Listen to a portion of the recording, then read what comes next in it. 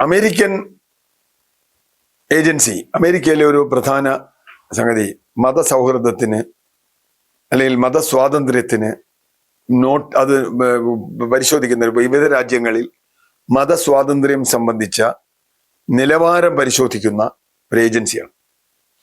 ആ ഏജൻസി അടുത്ത കാലത്ത് ഒരു റിപ്പോർട്ട് കൊടുത്തത് റോയും RSSഉം മതസ്വാതന്ത്ര്യത്തിന് ഫ്രീ റിലീജിയൻ എന്നതിന് തടസ്സമാണ് എന്നാണ്. റിപ്പോർട്ട് വന്നതിൻ്റെ രാഷ്ട്രീയ സാഹചര്യം എന്താണെന്ന് നമുക്കറിയില്ല. അങ്ങനെ ആ റിപ്പോർട്ടിന് എത്രത്തോളം മൂല്യമുണ്ട് എന്നും നമുക്കറിയില്ല. കാരണം അതൊരു ഗവൺമെന്റ് എങ്ങനെയാണ്.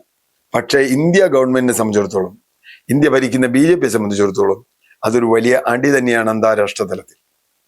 ഒരു ജനാധിപത്യ മതേതര രാജ്യമാണ് ഇന്ത്യ എന്ന് വലിയ തോതിൽ അവകാശപ്പെടുമ്പോഴും മതന്യൂനപക്ഷങ്ങൾക്കെതിരെ വലിയ തോതിലുള്ള അല്ലെങ്കിൽ മതസ്വാതന്ത്ര്യം ഹനിക്കുന്ന നടപടികൾ ഇവിടെ ഉണ്ടാകുന്നു എന്ന് അന്താരാഷ്ട്ര തലത്തിൽ തന്നെ ചർച്ചയായിട്ടുണ്ട്. പ്രത്യേകിച്ചും ബാബറി മസ്ജിദിന്റെ തകർച്ച 1992 ഉണ്ടാവുന്നു. അതിനുശേഷം BJP പടിപടിയായി ഇന്ത്യയിൽ അധികാരത്തിലെത്തുന്നു. അങ്ങനെ 2014 മുതൽ തുടർച്ചയായി ഇപ്പൊ മൂന്നാമത്തെ തവണയാണ് BJP അധികാരത്തിലെത്തുന്നത്. BJP മുന്നോട്ട് വയ്ക്കുന്ന അവരുടെ RSSന്റെ രാഷ്ട്രീയം വലിയ തോതിൽ ഇന്ത്യയിൽ തന്നെ ചർച്ചയാവുന്നു, ലോകത്താകെ ചർച്ചയാവുന്നു. ബീഫ് കയ്യിൽ വെക്കുന്നവനെ തല്ലിക്കൊല്ലുന്നത്, അല്ലെങ്കിൽ അത് തുടങ്ങി നിരവധി കാര്യങ്ങൾ, ഭക്ഷണത്തിന്റെ കാര്യത്തിൽ മറ്റു കാര്യത്തിലൊക്കെ ഉള്ളത്, ആൾക്കൂട്ട ആക്രമണങ്ങൾ ഉണ്ടാവുക, മതന്യൂനപക്ഷങ്ങൾക്കും ദളിത് ആദിവാസി വിഭാഗങ്ങൾക്കുമെതിരായി ആക്രമണം ഉണ്ടാവുക, ഇതൊക്കെ നിരന്തരം ആവർത്തിക്കപ്പെടുകയാണ്. ഇപ്പോ പല പ്രദേശങ്ങളിലും ക്രിസ്തീയ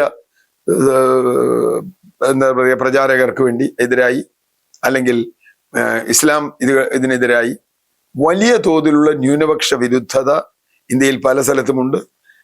മലയാളികളായ 2 കന്യാസ്ത്രീകളെയാണ് ഛത്തീസ്ഗഡിൽ തടഞ്ഞു വെച്ച് അറസ്റ്റ് ചെയ്തൊക്കെ കൊണ്ടുപോയത്. അപ്പൊ ഇത്തരത്തിലുള്ള നിരവധി ആരോപണങ്ങൾ പല സ്ഥലത്തു നിന്ന് വാർത്തകളായി വരുമ്പോൾ ഇന്ത്യയിൽ മതേതരത്വം അല്ലെങ്കിൽ മതസ്വാതന്ത്ര്യം നിലനിൽക്കുന്നില്ല എന്നൊരു തോന്നലുണ്ട്. തോന്നലല്ല, അതിലേക്ക് എത്തിക്കാൻ ഹിന്ദു രാഷ്ട്രം തുടങ്ങിയ വാദങ്ങൾ ഉന്നയിക്കുക, അന്യമത വിരോധം വ്യാപകമായി പ്രചരിപ്പിക്കുക, ഇതൊരു ഫാസിസ്റ്റ് നടപടിയാണ്. കാരണം ജനാധിപത്യ വിരുദ്ധമാണ്. എല്ലാവർക്കും അവരവരുടെ മതം സ്വീകരിക്കാനും പ്രവർത്തിക്കാനുള്ള അവകാശമുണ്ടെന്ന് പറഞ്ഞ് വിട്ടുകൊടുത്താൽ മതി. അതാണ് ഒരു രാജ്യത്ത് ചെയ്യേണ്ടത്. അതാണ് ഇന്ത്യൻ ഭരണഘടന പ്രതീക്ഷിക്കുന്നത്. പക്ഷേ ചില മതവിഭാഗങ്ങൾക്കെതിരായി അതിശക്തമായ പ്രചരണം, ഹേറ്റ് സ്പീച്ചിനെ കുറിച്ച് സുപ്രീം കോടതിക്ക് തന്നെ ഒരു ഘട്ടത്തിൽ പറയേണ്ടി വന്നു. ഹേറ്റ് സ്പീച്ചിനെതിരായ നിയമം ഉണ്ടാക്കണം എന്ന് വരെയുള്ള അവസ്ഥ എത്തി. ചില സംസ്ഥാനങ്ങൾ കർണാടക അടക്കം അത് ഉണ്ടാക്കിയിട്ടുണ്ട്. ഏതെങ്കിലും ഒരു മതത്തെ ടാർഗറ്റ് ചെയ്ത് വലിയ തോതിൽ വിദ്വേഷ പ്രചരണം നടത്തുക എന്നത്. അപ്പോൾ വിദ്വേഷ പ്രചരണം ഒരു വശത്ത്, ഫിസിക്കലായി പലതരത്തിലുള്ള ആക്രമണങ്ങൾ ഉണ്ടാവുന്നു.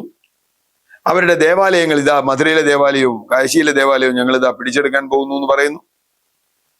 മതത്തിന്റെ പേരിൽ ഇത്തരത്തിൽ ഒരാൾക്ക് എന്റെ മതം വലുതാണ് എന്ന് പറയാം, എന്റെ മതം നല്ലതാണെന്ന് പറയാം, അത് അവകാശമുണ്ട് ഇവിടെ ഏത് മതക്കാരനും. അത് ഹിന്ദു, ക്രിസ്ത്യൻ, മുസ്ലിം മാത്രമല്ല, പാർസി മതക്കാരനും ബുദ്ധമതക്കാരനും ജൈന മതക്കാരനും ഇനി വേറെ ഏതെങ്കിലും അഹമ്മദീയ മതമെങ്കിൽ അവർക്കും ബഹായിക്കും ഒക്കെ പറയാം. അതാണ് ഇന്ത്യൻ ഭരണഘടന, അതാണ് ഇന്ത്യയുടെ ജനാധിപത്യം. ആ സ്വാതന്ത്ര്യം ഹനിക്കപ്പെടുന്നു എന്നാണ് ഇവരുടെ റിപ്പോർട്ട് വന്നിട്ടുള്ളത്. ആ റിപ്പോർട്ടിനെ ഇന്ത്യ ഗവൺമെന്റ് അതിനിശ്ചിതമായി എതിർത്തിട്ടുണ്ട്. പക്ഷേ ഇന്ത്യയിൽ നിൽക്കുമ്പോൾ അതിൽ കുറെ സത്യങ്ങളുണ്ട് എന്ന് തന്നെയാണ് നമുക്ക് തോന്നുക. അത് പറയാൻ ഒരു അമേരിക്കൻ ഏജൻസി വേണോ, അവർ പറയുന്നത് നമ്മൾ കേൾക്കണോ എന്നുള്ള കാര്യമൊക്കെ വേറെയാണ്. പക്ഷെ ഇന്ത്യ ഗവൺമെന്റിന് അന്താരാഷ്ട്ര തലത്തിൽ ഒരു നിറമ്മങ്ങൽ ഇതുമൂലം ഉണ്ടാവും എന്ന് മനസ്സിലാക്കണം. ഞങ്ങൾ ഒരു മതത്തിനെതിരല്ല, തീവ്രവാദിക്കെതിരാണ്, തീവ്രവാദി അങ്ങനെയുള്ള വർത്തമാനമൊന്നും ഇനി പറഞ്ഞിട്ട് കാര്യമില്ല. തീവ്രവാദികൾ എല്ലാ മതത്തിലുമുണ്ട്, ഭീകരവാദികൾ എല്ലാ മതത്തിലുമുണ്ട്, അഴിമതിക്കാരെല്ലാ മതത്തിലുമുണ്ട്, അല്ലാത്തവരുണ്ട് എല്ലാ മതത്തിലും.